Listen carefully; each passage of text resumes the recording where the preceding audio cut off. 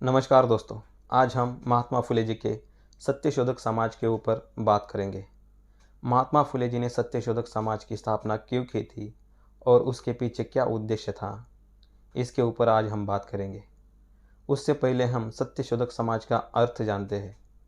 सत्य मतलब सच, शोधक मतलब ढूंढने वाले, पहचानने वाले, समाज मतलब लोगों का समूह, सच ढूंढने वाले लोगों का समूह मतलब सत्यशोधक समाज। अब हम देखते हैं महात्मा फुले जी ने सत्यशोधक समाज की स्थापना क्यों की थी। महात्मा फुले जी कहते हैं, भारत में अंग्रेज आने से पहले भारत में ब्राह्मण और मुगलों का राज्य था। तब भारत में 5 वर्ण थे: ब्राह्मण, क्षत्रिय, वैश्य, शूद्र और अस्पृश्य। जिसमें ब्राह्मणों को पढ़ने लिखने का अधिकार था, क्षत्रियों को युद्ध करने का अधिकार था, वैश्यों को व्यापार और व्यवसाय करने का अधिकार था और शूद्र और अस्पृश्यों को इन 3 वर्णों की सेवा और गुलामी करना पड़ता था, जिसकी वजह से यह लोग अपना इतिहास खो बैठे थे। उन्हें यही लगता था कि भगवान ने हमें ब्राह्मण, क्षत्रिय, वैश्य इन वर्गों की सेवा करने के लिए ही बनाया है। मगर जब भारत में अंग्रेज आते हैं, अंग्रेज़ों का शासन लागू होता है, तब भारत में बदलाव होना शुरू होता है। अंग्रेज भारत में विद्यालय स्थापित करते हैं, जिसके तहत सभी भारतीयों को शिक्षा देना प्रारंभ करते हैं, जिसके तहत महात्मा फुले जी भी पढ़ लिख पाते हैं। जब महात्मा फुले जी शिक्षा प्राप्त करते हैं, तब उन्हें यह मालूम होता है कि वो एक शूद्र परिवार से बिलोंग करते हैं और उन्हें इससे पहले पढ़ने लिखने का अधिकार नहीं था। जब महात्मा फुले जी आगे पढ़ते हैं, तब उन्हें यह मालूम होता है कि इस देश में ब्राह्मणों ने इस देश के लोगों पर अन्याय अत्याचार किया है। यहाँ पे जो शूद्र और अस्पृश्य कहे जाने वाले लोग हैं, वो यहाँ के मूल निवासी थे, मगर ब्राह्मणों के पूर्वजों ने इनके ऊपर युद्ध करके, उन्हें परास्त करके उन्हें गुलाम बनाया और आगे इन्हीं को अस्पृश्य बनाया। आज भारत में मराठा, माड़ी, महार, मातंग, सांबार, कुंभार, सुतार, धनगर, लोहार, ये सभी जातियाँ इस देश की मूल निवासी है, मगर ब्राह्मणों ने इन्हें पहले गुलाम बनाया और बाद में शूद्र और अस्पृश्य बनाया।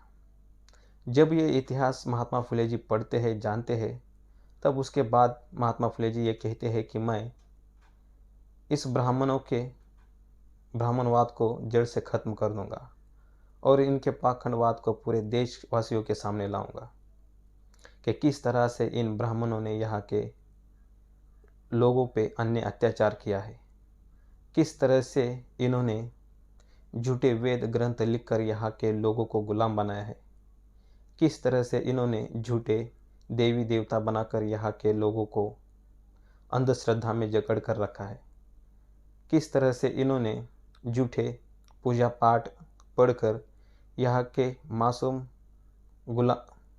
गरीब लोगों को लूटने का काम किया है, किस तरह से यहाँ के लोगों को इन्होंने छुआ अछूत में बिठाया है,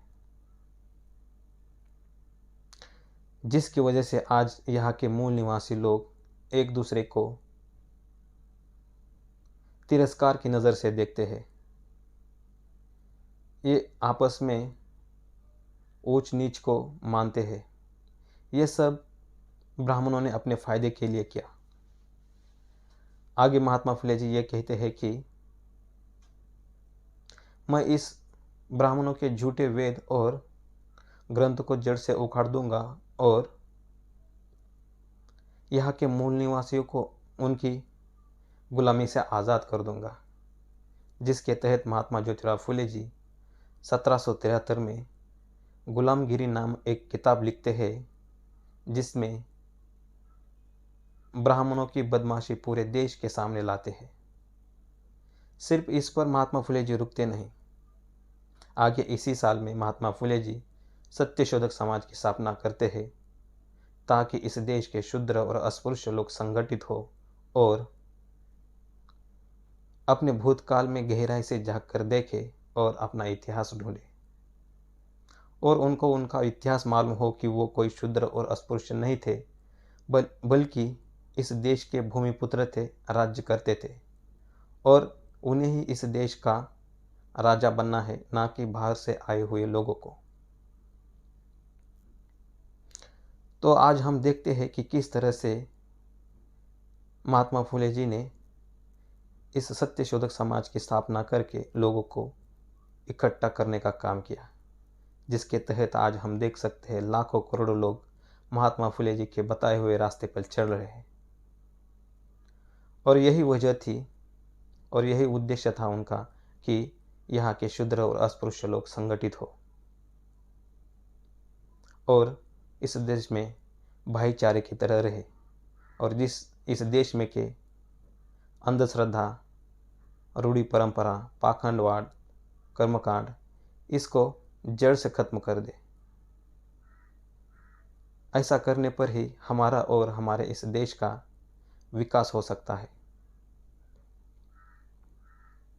तो मैं इस वीडियो के माध्यम के द्वारा यही कहना चाहता हूँ कि हम सबको महात्मा फुले जी ने बताए हुए विचारों को आत्मसात करना चाहिए, उनके विचारों को साथ लेते हुए चलना चाहिए, तभी इस देश में महात्मा फुले जी का अधूरा सपना पूरा हो सकता है। आज के वीडियो में इतना ही कहना चाहूँगा। अगर ये वीडियो महत्वपूर्ण लगी हो तो इस वीडियो को लाइक और शेयर ज़रूर करें। धन्यवाद।